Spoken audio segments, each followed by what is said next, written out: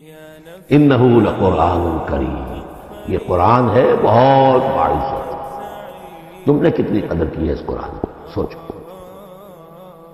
کیا قدر و قیمت اس کی سمجھی۔ اس پہ ایک زندگی نہیں، اللہ ہزاروں زندگیاں دے اور وہ زندگیاں انسان لگا دے اس قرآن پر، تب بھی اس کی قیمت ادا نہیں۔ انہ لقرآن کریم، اور یہ جو اصل قرآن ہے کہاں ہے؟ فی کتاب مکنون، یہ تو چھپی ہوئی کتاب ہے، ہم پڑھ چکے ہیں۔ انہ فی ام الکتاب لدینا لعلی حکیم، یہ تو ام الکتاب کے اندر ہے جو ہمارے پاس ہے، وہ ام الکتاب جس کے بارے میں پھر سورہ بروج میں آپ دیکھیں گے، بل ہوا قرآن مجید فی لوح محفوظ، وہ لوح محفوظ میں۔ یہاں فرمایا فی کتاب مکنون لا یمسہ الا المطہرون، اسے چھوتے ہی نہیں، چھو ہی نہیں سکتے مگر بہت پاک، بالکل پاک مخلوق کا فرشتے۔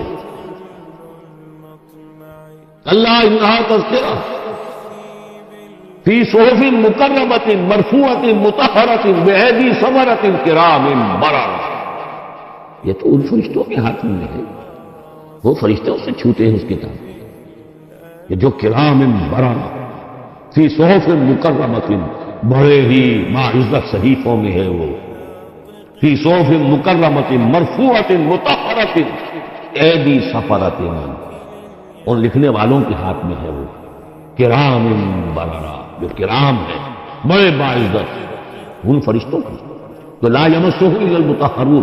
ویسے اس آیت سے ایک حکم نکالا فقہا نے کہ قرآن کو چھوا نہ جائے ناپاکی کی حالت میں، اگر ناپاکی بڑی ہے، جنابت ہے، پھر تو چھونا کیا، پڑھنے کی اجازت نہیں، زبان سے حافظے سے بھی پڑھنے کی اجازت نہیں، لیکن اگر چھوٹی نجاست ہے تو آپ زبانی پڑھ سکتے ہیں، یعنی جس میں وضو کی حاجت ہوتی ہے، لیکن چھونے کے لیے وضو ضروری ہے۔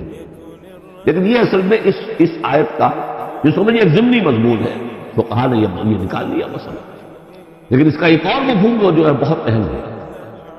قرآن کو تم چھو بھی رہے ہو، فرض کیجئے کوئی ناپاک آدمی بھی آئے گا چھو لے گا، کون روک سکتا ہے اسے چھوئے گا، غیر مسلم پڑھتے ہی ہیں چھوتے ہیں، اور یہ کہ تم پڑھتے بھی ہو، لیکن اس قرآن کا جو ایک اصل نیوکلیس ہے، اس کا جو اصل لب لباب ہے، اس تک تمہاری رسائی نہیں ہوگی جب تک کہ تمہارا اندر پاک نہ ہو چکا۔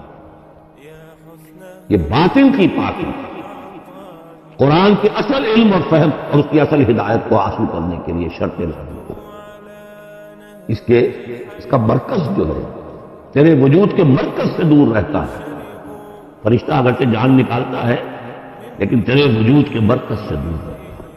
قرآن کا بھی ایک وجود کا مرکز ہے، اسی لیے کہا ہے سورہ حدید میں پڑھیں گے ہم، هو الاول والآخر والظاہر والباطن، اس کا ظاہر ہے، الفاظ ہیں، اس کی آپ نے نحوی اور صرف کی بحث کر لی، مطلب یہ ہے روایات پڑھ لی، اس کی ایک روح باطنی ہے، اس تک رسائی نہیں ہو سکتی الا المطہرون، اس کو چھو بھی نہیں سکتے وہ لوگ مگر وہ لوگ کہ جو پاک ہو چکے۔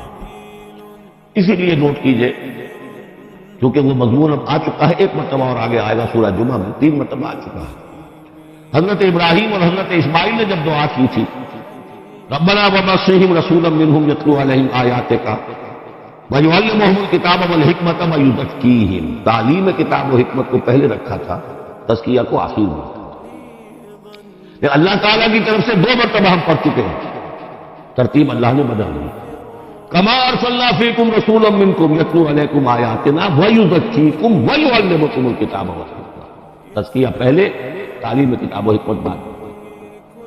پھر سورہ آل عمران میں آیا لقد من اللہ علی المؤمنین اذ بعث فیہم رسولا من انفسہم یتلو علیہم آیاتہ ویزکیہم ویعلمہم الکتاب والحکمۃ۔ تیسری مرتبہ پھر یہ آیت آئے گی سورہ جمعہ میں، هو الذی بعث فی الامیین رسولا منہم یتلو علیہم آیاتہ ویزکیہم ویعلمہم الکتاب والحکمۃ۔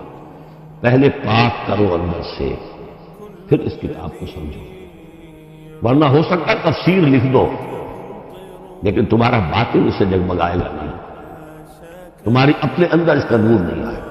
تفسیر لکھ دو، اے لکھنے والے، وہ تو غیر مسلموں نے ایسی ایسی تفسیریں لکھ دی، اس کے جو ہے ترجمے کیے ہیں پورے قرآن کے، اور بڑے بڑے اچھی عربی انہوں نے بڑی یہ سمجھیے اس پر پوری طرح بھارت اور اس کا کنٹرول حاصل کر کے کیے، ایسے نہیں کیے، لیکن یہ قرآن کی روح، اس کے لیے تزکیہ باطن ضروری ہے، پہلے تزکیہ۔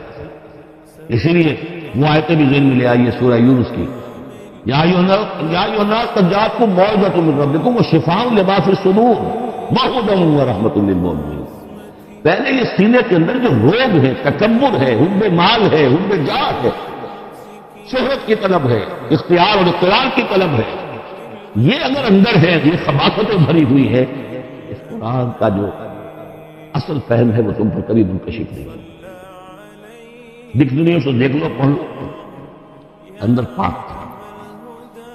فرمایا فلا اقسم بمواقع النجوم وانه لقسم لو تعلمون عظیم انه لقرآن کریم فی کتاب مکنون لا یمسہ الا المطہرون تنزیل من رب العالمین۔ اس کا اتارا جانا ہے رب العالمین کی جانب سے، اور اس کے بعد ہے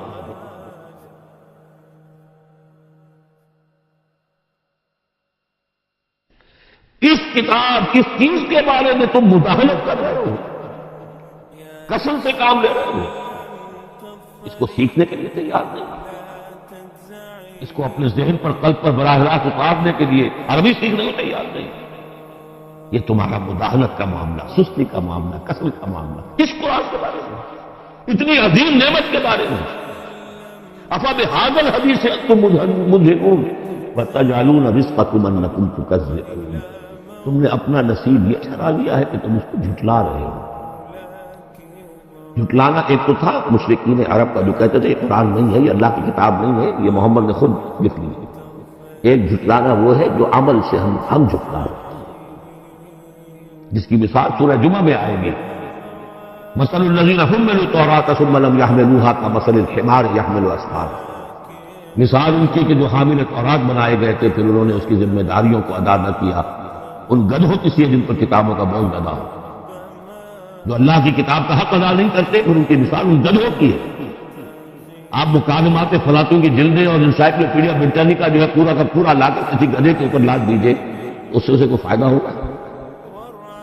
یحمل اسفارا کمثل الحمار یحمل اسفارا بئس مثل القوم الذین کذبوا بآیات اللہ۔ بری ہے مثال اس قوم کی جس نے اللہ کی آیات کو جھٹلایا ہے۔ حالانکہ یہودیوں نے تورات کو کہ انکار تو کبھی نہیں کیا، ابھی تک سینے سے لگائے ہوئے ہیں جیسے بھی کچھ ہے ان کے پاس۔ تو عملی تکذیب یہ ہے، ما آمن بالقرآن من استحل محارمہ، جس نے قرآن کی حرام کردہ کسی شے کو اپنے لیے حلال ٹھہرا لیا، اس کا قرآن پر کوئی ایمان نہیں۔ یہ تکذیب ہے حال سے، عمل سے، وہ تکذیب ہے قول سے۔ ہم قول سے تکذیب نہیں کر رہے، ہم کہتے ہیں اللہ کی کتاب نہیں۔ ہمارا عمل دیکھیں، کیا اس قرآن کو تم نے پڑھا، سمجھا، اس کے لیے زندگی کا کوئی وقت خرچ کیا؟ معمولی کیریئرز کے لیے 20 25 سال کی تعلیم ہے جو آج کل انسان حاصل کرتا ہے۔ یہاں سے MBBS کیا ہے، پھر کوئی FSMG کا امتحان دیا ہے، پھر امریکہ میں گئے، پھر امتحان دیا ہے، پھر وہاں پر ریزیڈنسی ہو رہی ہے، پھر معلوم اس کے بعد ہے، پھر وہاں سے جو ہے ڈپلومیٹ بننے کے لیے، اور جو وہاں پہ بنے ہوئے بورڈز، ان سے آدمی کی عمر ہو جاتی 35 برس 40 برس لگے ہوئے۔ اس لیے اس دنیا میں اچھی ذرا معاش اچھی ہوگی، یہ پیسے اچھے ہوں گے، اپنا سٹینڈرڈ آف لیونگ اونچا ہوتا، اور کیا ہوگا؟ تو تم نے اس کتاب کے ساتھ تمہارا سلوک کیا ہے، یہ تکذیب حالی ہے۔ وَتَجْعَلُونَ رِزْقَكُمْ أَنَّكُمْ تُكَذِّبُونَ۔ وہاں مثبت انداز آیا تھا، الرحمن علم القرآن خلق الانسان علمہ البیان۔ اس میں مضمر کیا بات تھی؟ اپنی ساری صلاحیت، ذہانت ہے تو صرف کرو اسے سمجھنے کا، اور اگر اللہ تعالیٰ نے کوئی طلاقت لسانی دی ہے تو صرف کرو اسے بیان کرنا، یہ اس کا مطلب ہے۔ اور یہاں جو یہ نہیں کرتے ان کے اوپر یہ گرفت ہے۔ افبہذا الحدیث انتم مدہنون وتجعلون رزقکم انکم تکذبون۔